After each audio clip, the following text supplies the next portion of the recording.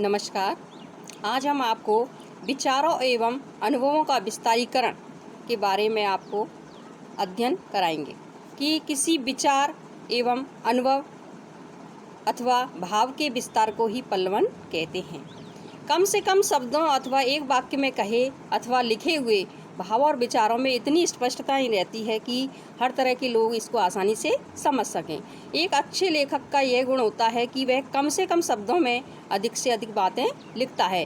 अंग्रेजी में बेकन और हिंदी में पंडित रामचंद्र शुक्ल ऐसे ही लेखक थे कि उनकी जो वाणी थी उनमें गागर में सागर जैसी चेष्टा उन्होंने की थी, जिसको साधारण लोग नहीं समझ सकते थे।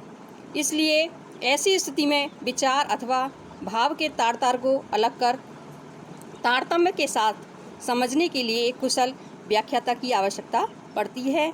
और इतना ही नहीं, भाषा में ऐसी हजारों सूक्तियाँ एवं कहावतें प्रचलित हैं, इनके अर्थ ऊपर से स्पष्ट नहीं है, किंतु उनका अर्थ विस्तार करने पर भाव उनके जो हैं पूरी तरह से स्पष्ट हो जाते हैं। लेखन की इसी क्रिया को हिंदी में पल्लवन कहते हैं। इसे हम अंग्रेजी में मिनिएचर एसेज और हिंदी में लघु निबंध भी कह सकते हैं। इसमें मूल वाक्य में आए विचार सूत्रों को सही अर्थ में पकड़ने की चेष्टा की जाती है। यहाँ यह देखा जाता है कि व्याख्याता ने किसी गंभीर तथ्य को कितनी बारीकी से समझा है और उसको कितनी गहराई से उतरकर समझा है और उसने अपनी भाषा में उसे कितनी दूर तक स्पष्ट करने की चेष्टा की है और उसने कितना उसको स्पष्ट वो कर पाया है। अतः विचारों का एवं अनुभवों का विस्तारीकरण करने के लिए लेखक को इन नियमों का ध्यान रखना चाहिए। नंबर 1, पल्लवन के लिए मूल अवतरण के वाक्य, सूक्ति, लोकोक्ति अथवा कहावत को ध्यानपूर्वक पढ़ना चाहिए ताकि मूल के संपूर्ण भाव अच्छी तरह से समझ में आ सकें।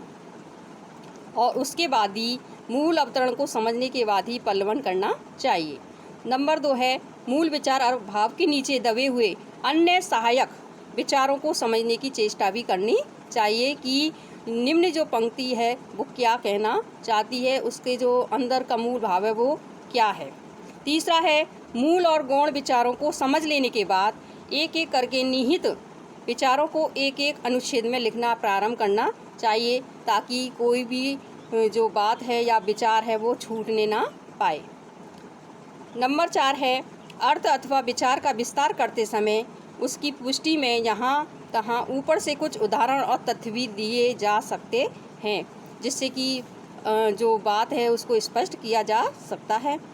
नंबर 5 है, भाव और भाषा की अभिव्यक्ति में पूरी स्पष्टता, मौलिकता और सरलता होनी चाहिए कि जो भाव और भाषा है वो पूरी तरह से स्पष्ट होनी चाहिए, उसमें नवीनता भी और सरलता भी होनी चाहिए, जिससे कि सामने वाला है जो आपकी बात को स्पष्ट रूप से समझ सके। अतः वाक्य छोटे और भाषा जो है अत्यंत सरल होनी चाहिए। नंबर 6 है, पल्लवन में लेखक को अप्रासंगिक बातों का अनावश्यक रूप से विस्तार नहीं करना चाहिए, यानी कि उसे मेन जो प्रसंग है उससे हट करके अन्य कोई अनावश्यक बातों का उसमें विस्तार से उल्लेख नहीं करना चाहिए।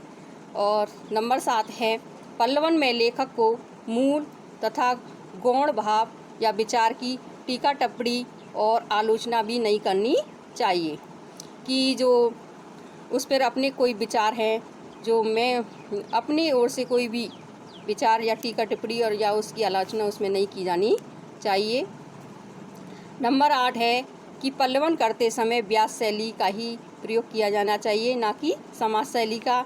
इसमें जो बातें हैं उसको विस्तार से लिखने का अभ्यास किया जाना चाहिए कि जो आपने